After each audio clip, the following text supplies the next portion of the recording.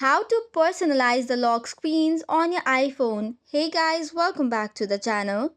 With the latest updates, you can now personalize your lock screen and keep multiple lock screen as well.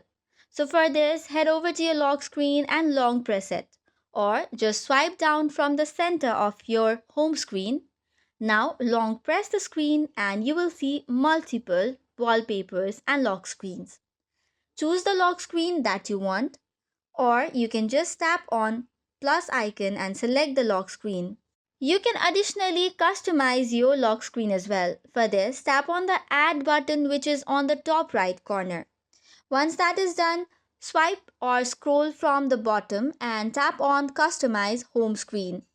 Now you can choose how you'd like to customize or personalize your home screen. Additionally, you can switch to other lock screens that you want and tap on customize button.